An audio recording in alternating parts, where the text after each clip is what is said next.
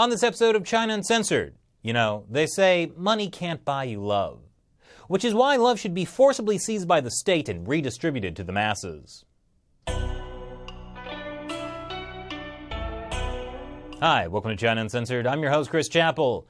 The Chinese Communist Party is a lot like a not very good dad. Works long hours, never comes home for dinner, doesn't provide a social safety net, beats up human rights defenders, the usual.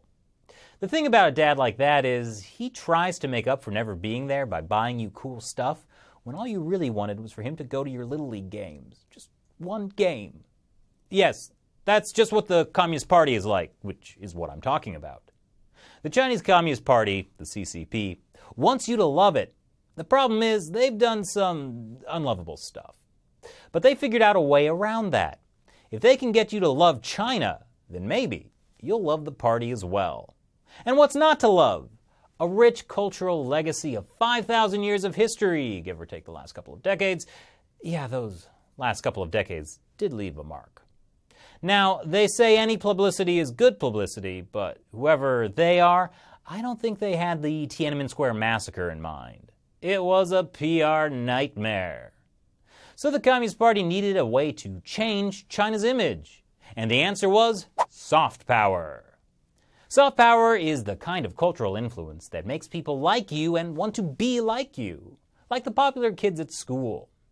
But after the Tiananmen Square massacre, no one wanted to sit next to China at the lunch table, except for North Korea, who was deeply uncool.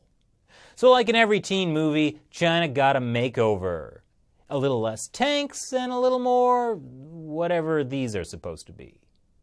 So ignore that hacking and rapid military buildup. Here are 5 ways China is trying to buy your love. Number 5, Chinese National Day.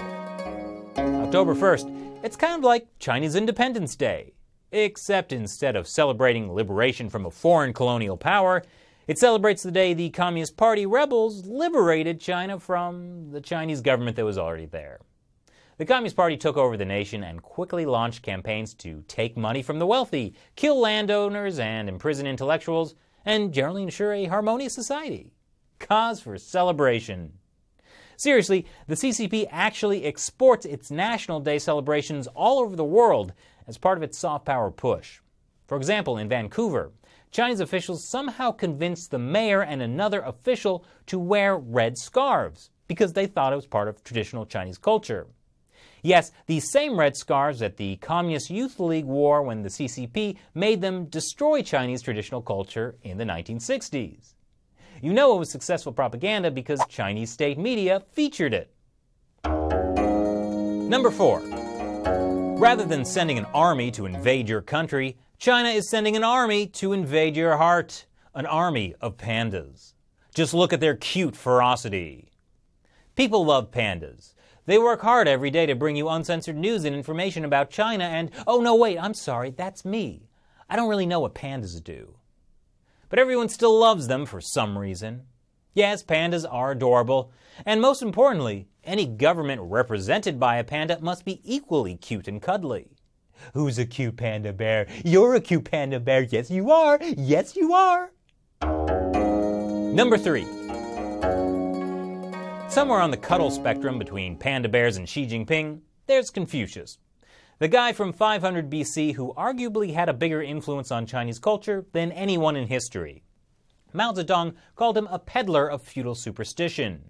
But eventually the Communist Party realized Mao's mistake and transformed Confucius into a peddler of propaganda. Since 2004, the Chinese regime has set up 500 Confucius institutes in 140 countries, plus 1,000 Confucius classrooms. It's a very tempting offer to schools around the world short on cash. The Chinese Communist Party provides free Mandarin language classes, as well as cultural programs like Chinese dance and cooking. Not at the same time. Or maybe at the same time. The point is, the Communist Party's former propaganda chief Li Changchun said that the Confucius Institute is an important part of China's overseas propaganda setup.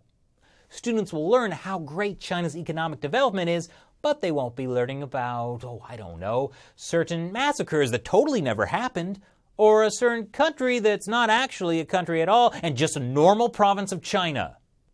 Ever wonder how to say Tibet in Chinese? you might not want to ask. Number 2. You say you want to be in pictures? Well, don't say anything critical about China, or else you might end up like Richard Gere. China is the world's second largest movie market, but only allows 34 foreign titles a year.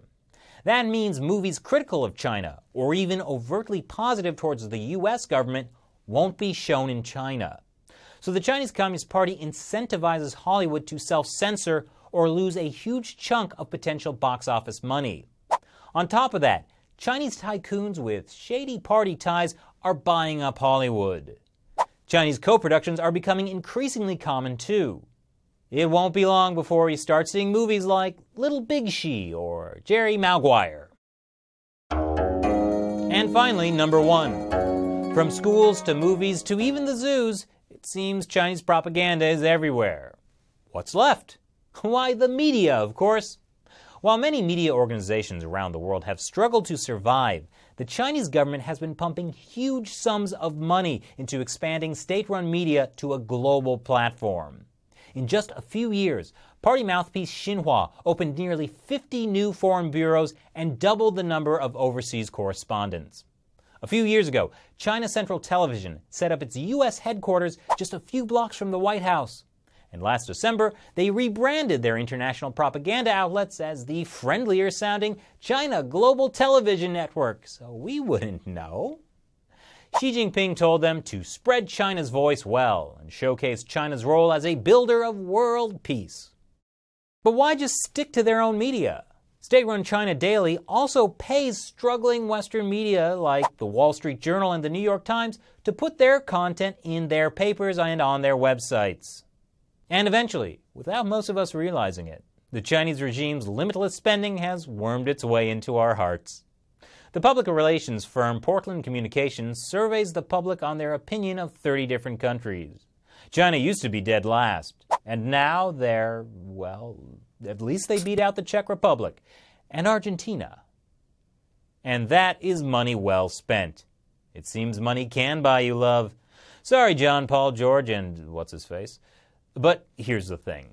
No matter how much the Chinese Communist Party spends to make people love China, and by extension, hopefully the Chinese Communist Party, it's not going to work as well as good old-fashioned freedom of expression. Look at South Korea. It has 1/20th the population of China, but Korean dramas and K-pop are wildly popular all over the world. In 2014, at a leadership meeting in Beijing, Chinese officials lamented how China can't seem to make television as popular as Korean dramas.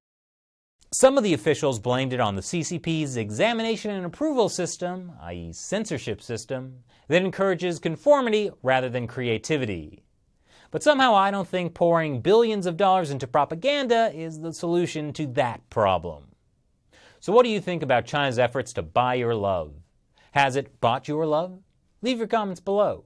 And be sure to show your love to China Uncensored. Hit that like and subscribe button. Thanks for watching this episode of China Uncensored. Once again, I'm your host, Chris Chappell. See you next time.